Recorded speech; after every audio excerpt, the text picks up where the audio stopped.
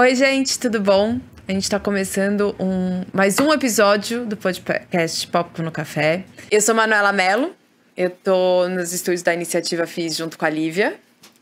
Oi, gente, eu sou a Lívia, eu sou acadêmica de medicina e também estou aqui na Iniciativa FIS, cuidando da parte dos acadêmicos. A gente está com o Cauê. Tudo bem, Cauê? Tudo bem, prazer, pessoal. Obrigado pelo convite, é um prazer estar aqui hoje com vocês. Imagina, obrigada por estar com a gente. Cauê, no Papo no Café a gente tem uma pergunta que a gente faz, que é pergunta padrão, a gente faz para todos os nossos convidados.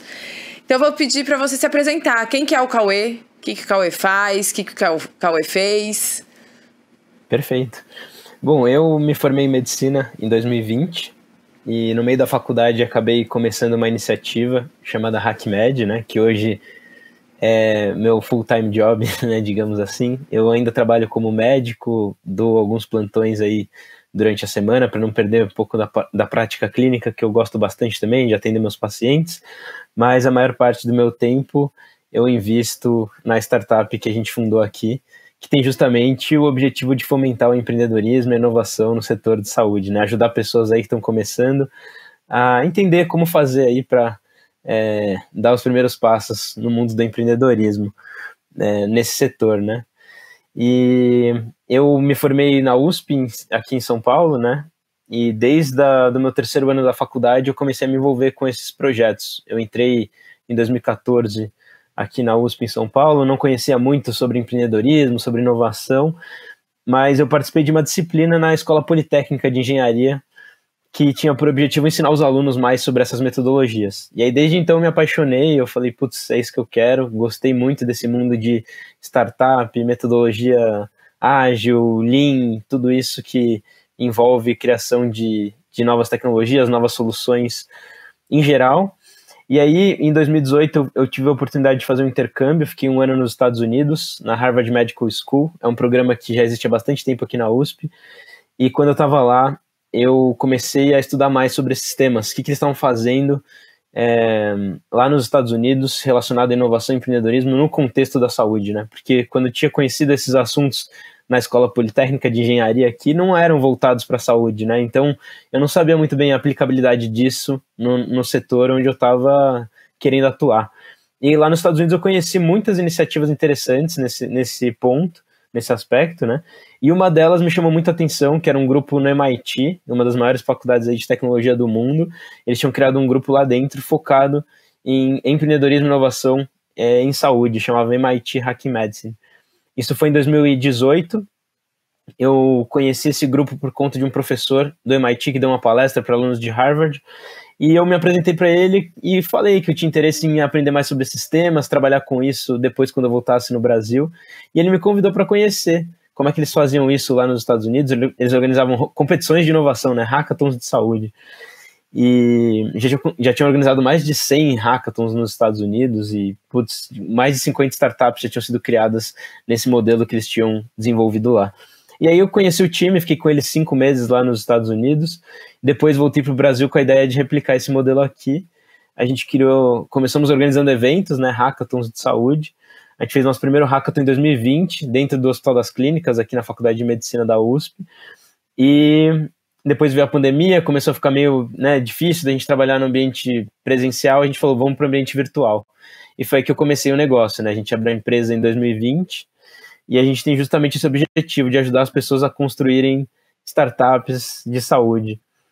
E, bom, desde então eu comecei a me aventurar por esse mundo, entender mais sobre esses assuntos, Venture Capital, investimento anjo. Hoje o HackMed é uma organização que a gente organiza eventos, temos braços aí de educação, capacitação de pessoas e também um grupo aí de investimento em startups que a gente ajuda a criar aqui dentro. Então, um pouco disso que eu faço, assim, bem diferente do modelo tradicional aí de medicina, mas eu acho que é um caminho que tem muito espaço. Legal ver outras iniciativas que também tentam fomentar isso para o mundo acadêmico, né, para os jovens universitários. Então, eu acho que tem muito espaço para isso acontecer no Brasil, e é por isso que eu entrei de cabeça nisso. Então, rapidamente é um pouco essa minha história, assim, com inovação e empreendedorismo na saúde. Perfeito. É muito legal saber, né? Já te conheci um pouquinho antes, já conheci um pouquinho dessa história. E sabendo desse caminho, dessa jornada inovadora que você tomou, Cauê, quais foram os pontos assim mais importantes? Você acabou já falando um pouquinho, ir para Harvard, mas para você decidir, não vou seguir só na medicina mais tradicional, vou criar uma startup e vou seguir isso adiante. Como que foi esse processo assim para você? E ainda está sendo, né? Não, perfeito. Para mim foi assim, às vezes a gente vai tomando algumas decisões e eu acho que meio que naturalmente vão aparecendo aí os caminhos que a gente segue, né? Eu não tinha a ideia de ser um empreendedor quando eu comecei esse projeto, principalmente quando eu estava nos Estados Unidos. A minha ideia era trazer algo de interessante para o Brasil, que eu sentia falta de ser trabalhado principalmente na minha faculdade. Mas conforme as coisas foram andando e a gente foi entendendo que existia oportunidade para isso crescer, eu tive que tomar algumas decisões, né? E quando a gente lançou nosso primeiro programa de inovação para ajudar as pessoas a criar startups em saúde, aí eu entendi que não ia dar para conciliar tudo, né? Não ia dar para eu seguir a carreira, fazer uma residência, tocar a empresa, ajudar empreendedores, eu tinha que focar em alguma coisa. E foi aí que eu falei, bom, tudo que a gente está construindo aqui realmente deu um trabalho muito grande para a gente fazer isso sair do papel, né? Sair do zero e mobilizar tudo aquilo que a gente conseguiu mobilizar para fazer acontecer. E eu achava que, de certa forma, naquele momento que eu estava, era algo que estava muito conectado com o que eu queria fazer. Eu sempre gostei muito dessa área de educação. Empreendedorismo foi uma paixão que eu descobri durante a faculdade. E eu achava que seguir uma carreira tradicional nesse momento só porque todo mundo segue, é meio que assim, né? Ah, não, tem que fazer residência por fazer, sabe? Eu não achava que fazia muito sentido para mim. E aí eu falei, bom, então vou dar um pause aqui nessa perspectiva que eu tinha de fazer residência, de seguir uma carreira mais clínica, e vou focar nisso que está muito conectado com o que eu quero deixar de impacto, assim, na sociedade, né? Acho que é algo que tinha muita relação com o que eu queria deixar para o futuro, assim, e que eu sentia falta de ver na minha faculdade. Então, não foi uma decisão tão fácil, né? Meus pais achavam que eu estava ficando meio doido de não fazer residência, né? Como assim você não vai fazer residência? Você tem aí pesquisa desde o começo da faculdade, fez um estágio na medicina cardiovascular em Harvard, tem publicação, como você não vai deixar isso tudo de lado, né? Eu falei, mas são escolhas que para mim fizeram muito sentido. Eu acho que depois que você toma essas decisões, você tem que fazer delas as melhores possíveis, né? E aí eu entrei de cabeça e falei, bom, já que eu tomei essa decisão, eu vou ter que, assim, não tem outro plano, não tem plano B, né? O plano A é esse, eu vou entrar de cabeça nisso e vamos ver onde vai dar. Hoje eu tô fazendo uma pós nessa área de inovação, estudando o impacto que a gente tem causado aí na formação das pessoas por meio desses temas, né, de empreendedorismo, inovação, tentando também entender alguns indicadores também das startups que a gente ajuda aqui a serem criadas e tudo mais. Então acho que tem muito potencial, está muito conectado com o que eu gosto e acabei saindo um pouquinho do tradicional por conta disso. Mas confesso que não era algo que eu já planejava, assim, não era meu objetivo, sabe? Entrei na faculdade, quero empreender, não quero seguir carreira acadêmica, não quero clinicar. Não foi bem assim que aconteceu para mim. Foi aparecendo as oportunidades e eu falei, bom, é isso que eu vou fazer no momento. Então, nem sei se no futuro, para mim, não vai fazer sentido eventualmente voltar e fazer uma residência em alguma área que eu goste. Hoje eu tô bem focado nisso, confesso, e para mim é bem distante essa possibilidade de voltar a trabalhar como um médico, né, clinicando pacientes, porque precisa de um investimento de tempo muito alto. Mas eu não fechei totalmente as portas, assim, quem sabe no futuro também. Então foi um pouco assim para mim, essa decisão de tomar esses caminhos. Muito legal. E hoje você falou que... Tem duas perguntas, tá? Você falou que hoje você tem... Creio não, você tem uma parte de assistência, você clinica um pouco. E você também tá no 100% no HackMed. E aí, qual que é a dificuldade tanto de montar o HackMed... quanto você é um clínico e tá com uma parte... Aí tá com... dois pilares, né? Duas carreiras. Não, entendi, perfeito. Eu acho que assim, é difícil...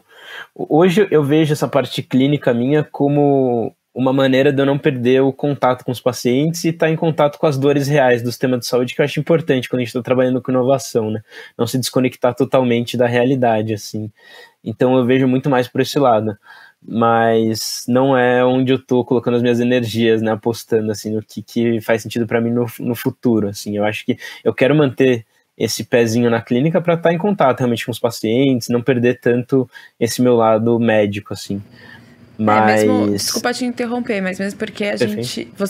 Você consegue entender melhor as startups, as soluções que estão dando pelas dores, né? Então, se você não tá lá, uma coisa é vocês, uma coisa sou eu, engenheira, que vou criar uma startup de saúde, né? É bem diferente isso.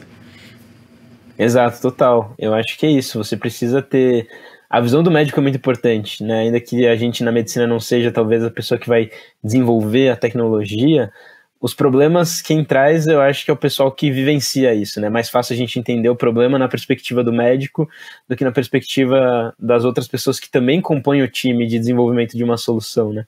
Mas o médico eu acho que tem um papel fundamental nessa história, que é o de entender com profundidade o problema que tem que ser resolvido, né? E os pacientes, obviamente, né? Incluir o paciente na jogada também eu acho que é um grande diferencial, porque você vê da outra perspectiva, né? Não só do profissional, mas do cara que está sendo atendido e vivenciando o problema na pele. Então, é um pouco disso. Em termos de dificuldades, tem muitas, assim, eu acho. Eu nunca tive nenhuma base teórica na faculdade sobre isso, né? Sobre empreender e a parte de negócio, acho que sempre fui... tive que meio que correr muito por conta para aprender as coisas. Felizmente hoje em dia tem muito conhecimento disponível, né? Livros, materiais na internet. Então, para mim sempre foi um pouco disso, assim, tive que fazer um trabalho grande, mais autodidata nesse sentido, para poder tocar as coisas, e errei bastante no começo, assim, né? Acho que é bem normal nos primeiros se não momentos erra, você fazer várias... Se não erra, é estranho o negócio. Se não tem erro... Então acho que o mais difícil para mim foi, mais do que essa parte talvez de conhecimento, que eu acho que você vai adquirindo com o passar do tempo, foi a parte emocional, eu acho. É muito emocionalmente instável essa vida de empreender, assim. Tem dias que parece que você tá dando tudo certo, você vai dominar o mundo, e tem dia que parece que você tá fazendo tudo errado, você tá postando todas as suas fichas num negócio que, sabe, você tá perdendo todo o seu tempo, e a chance de dar certo é muito baixa. Então, eu acho que a dificuldade de você ter uma estabilidade emocional para lidar com esses picos, assim, é meio que uma montanha-russa de emoções, né? Então, eu acho que essa foi a maior dificuldade para mim, de eu encontrar esse equilíbrio, de evitar de tomar decisões nos momentos em que você tá mais eufórico, mais aterrorizado, assim, né? Tem até um livro muito bom que fala disso, que é uma frase que eu adoro, que eu sempre falo, que é o livro do Ben Horowitz, né? O lado difícil das situações difíceis. Ele fala sobre... Esse é o legal de empreender, que você só tem dois tipos de sentimento, euforia e terror, né? E a falta de sono potencializa os dois. E é muito verdade isso. Então, eu acho que esse é um ponto difícil, mas eu vejo muito hoje de um outro lado, né? Com essas dificuldades servem muito pra gente meio que ir se aperfeiçoando também. Então, acho que são aprendizados aí que acabam ficando para outras oportunidades também no futuro, quando chegarem, né? A gente vai ficando cada vez mais preparado para os desafios que vêm depois. Então isso que foi mais que eu me encantei, assim, pelo empreendedorismo. Não tem meio que um script pronto, tem essa instabilidade que eu acho que sempre me deixou meio que... Acho que esse desafio sempre me motivou, sabe? É muito difícil e tem muita chance de dar errado. Então, acho que foi uma das coisas que me motivou a escolher a medicina como carreira, e eu acho que também para empreender, eu sempre gostei muito dessa parte de desafios. Então, acho que é por esse lado. O que não falta é desafio quando você está empreendendo. Nem um pouco. E falando um pouquinho dos desafios, eu acho que o principal ponto disso é quando a gente consegue aprender um pouco com eles, né? E aí agora eu queria te perguntar, Cauê, assim, nessa toda a sua jornada, que foi bem fora da curva, né? Bem fora do tradicional para um curso de medicina, quais são as maiores lições e aprendizados que você poderia passar para outros acadêmicos, estudantes que às vezes têm medo, né, de seguir um caminho diferente e que você acha que poderia ser útil? Perfeito, eu acho que assim, tem muita coisa, mas eu acho que com base no que eu tenho enxergado de recorrência, assim, eu vejo muita gente cometendo os mesmos erros no começo, assim. Então tem algumas coisas que eu acho que a gente pode, principalmente se o pessoal que está escutando aqui ainda está nesse começo da jornada, acho que tem alguns pontos que dá pra gente falar, assim. O primeiro que eu gosto a gente tem muito a ideia de que para fazer as coisas acontecerem você precisa ter uma boa ideia, né? E o que eu vejo nesse mundo do empreendedorismo é que a ideia, apesar de ter a sua importância, sim, mas a execução é o que mais importa, sabe? Tem muita gente que fica com essa mentalidade, não vou contar minha ideia porque as pessoas vão copiar, ou, eu tô com uma ideia genial aqui de um aplicativo que tá na minha cabeça, eu preciso de sei lá quantas pessoas preciso de dinheiro para tirar essa ideia do papel. E eu sempre falo assim, cara, não é isso que faz a diferença no começo. Você precisa montar um time bom, ir pra rua e validar as suas ideias antes de qualquer coisa, assim. E você precisa compartilhar com as pessoas a sua ideia. Não adianta você achar que tá com uma ideia perfeita, porque da experiência que eu vi aqui, por exemplo, das startups que a gente tá vendo hoje no HackMed irem adiante, hoje a gente tem 5 startups, né, que surgiram aí nos primeiros 2 anos dos nossos programas. Todas elas passaram por pelo menos 5 ou 6 pivotagens, mudanças de direcionamento, né? Então, assim, a ideia que os caras trouxeram, o próprio HackMed foi assim, se você pensa, a ideia que eu tinha no começo do que ia ser o HackMed, hoje é totalmente diferente, assim. Então não adianta você falar que você tá com a ideia na sua cabeça que vai ser construída daquele jeito e esse é o produto perfeito, porque quando você vai pro mercado, ele muda totalmente o desenho que você tinha lá no ponto inicial, né? Então esquece essa ideia de que você tem uma ideia genial na sua cabeça que ninguém pode saber e que é isso que tem valor. O valor está em você começar pequeno mesmo e validando e ter resiliência para mexer, né? Não se apegar à sua ideia inicial. Porque se você é apegado à sua ideia inicial, você vai ficar tentando forçar para um caminho que às vezes não é o que o mercado precisa, né? Tava falando com um amigo meu essa semana que tá criando uma plataforma, ele gastou não sei quantos R$1.000 contratando um desenvolvedor. Falei, cara, por que você fez isso lá no começo? Começa validando essa ideia antes, que tem muitas ferramentas hoje baratas disponíveis, você não precisa gastar tanto no começo, né? O HackMed eu comecei com um site, eu fiz um site no Wix, que era um Save the Date, coloquei no ar, dizendo que ia ser um evento de inovação e empreendedorismo e quis ver quem é que tinha interesse em se inscrever nisso, né? Se eu quisesse ter começado gastando, imagina, eu gasto sei lá quantos R$1.000 para colocar um evento de pé e aí descubro que ninguém tem interesse nisso. Então, existem formas baratas de hoje você validar suas ideias e ter um time bom que vai conseguir ir modificando essa ideia inicial de acordo com o interesse do mercado e com as validações que você vai fazendo no meio do caminho, eu acho que esse é o maior diferencial. Então, eu vejo muita gente cometendo esse erro de, cara, achar que a ideia que está na cabeça vai dar certo de primeira e que preciso de dinheiro para tirar essa ideia do papel, sabe? Dinheiro não é o momento. No momento zero, você não precisa de dinheiro. Você precisa validar a sua ideia antes de conseguir investidor. Então, acho que esse é um ponto, assim, primordial.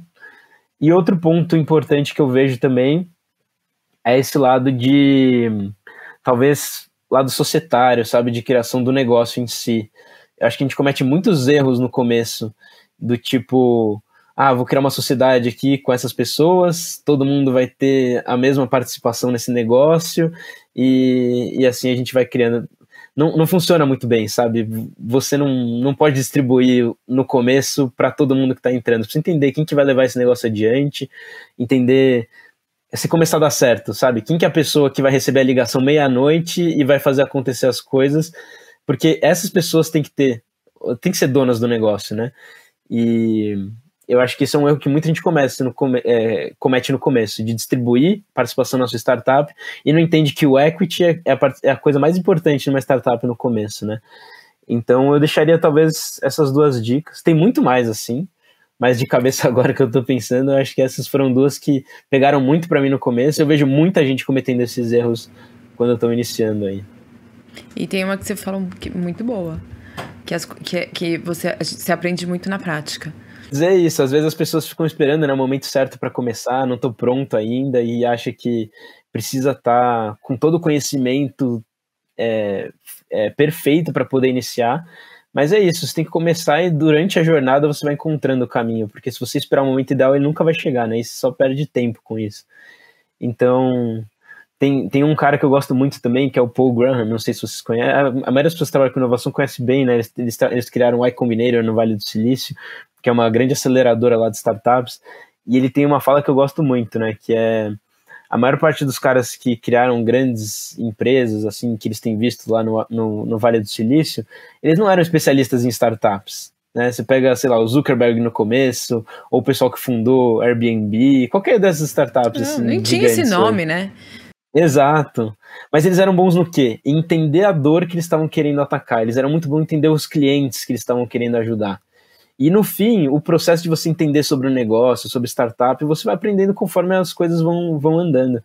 Eu acho que é um pouco disso, né? As pessoas querem ser super especialistas no assunto, e o foco tem que ser naquilo que você está criando, né? Qual que é o produto de valor que você está gerando? Você conhece o problema que você está atacando? Conhece a dor real das pessoas que você quer ajudar? Eu acho que esse é o maior diferencial, assim, quando você está no começo. Muito legal. E a gente está chegando ao fim. Cauê, obrigada. Muito obrigada, Cauê. Foi ótimo poder conversar com você. E na posição de acadêmica também, poder aprender um pouco mais. E é uma honra estar com vocês. A gente acompanha o HackMed sempre, né? A gente está sempre também com o Bruno Pina. E aí eu queria que você deixasse um recado final para a galera que está assistindo, que está ouvindo. Não, eu queria agradecer, obrigado pelo convite. Eu tenho falado bastante, né? O Bruno participa aqui desde o início na fundação aqui do nosso projeto. Tem algumas outras pessoas, né? A Lívia também. Vou apresentar, gente, Bruno Pina, ele... A gente falou que ele é um dos sócios do HackMed, posso falar isso? Isso, claro. Ele é um dos sócios do HackMed, ele esteve com a gente em um podcast. Tá sempre nos nossos eventos. Pronto, tá apresentado. Perfeito. E, assim, a Lívia também, né, já participou aqui das nossas iniciativas. Acho que o Pedro também tá ajudando algumas frentes aí. Acredito que mais pra frente vai ter oportunidade, inclusive, da gente fazer alguma coisa em conjunto. Estamos desenhando isso, né? Eu acho muito legal a gente movimentar esse ecossistema de inovação e empreendedorismo. E deixar o convite também para o pessoal que quiser conhecer mais, assim, do que a gente faz aqui no HackMed. A gente gosta de dizer que aqui a gente só tem porta de entrada. Então, estamos com as portas abertas aí para quem quer conhecer um pouquinho mais do que a gente faz. E vai ser um prazer aí poder fazer alguma coisa em conjunto com vocês. Obrigado pelo convite. Bora. Aqui as portas também estão abertas para vocês sabem disso. Mais uma vez, obrigada. Gente, esse foi mais um episódio do podcast Papo no Café. Obrigada por terem assistido, por terem nos ouvido. Deixem seus likes, compartilhamentos, sigam a gente nas redes sociais e espero vocês na próxima. Tchau, tchau. Tchau, tchau. Esse episódio do podcast Papo no Café tem como oferecimento Parceiros Prime, Américas, Amil, AstraZeneca, Blessing Laboratório, Cortex Med, MedHeal, Novartis, Oncoclínicas, Pronep Life Care, Roche, Cidine Brasil, Senac, Servier, Sodexo Saúde, White Martins, Parceiros Standard, Abramed, Abrange, Berit Advogados, Berkeley, Bradesco Saúde, Carry On, Grupo Laços, Grupo Seib, GSK, IBQL+, Johnson & Johnson MedTech, Mater Dei Rede de Saúde, Pfizer, Redditor, Sinapse, V-Ventures.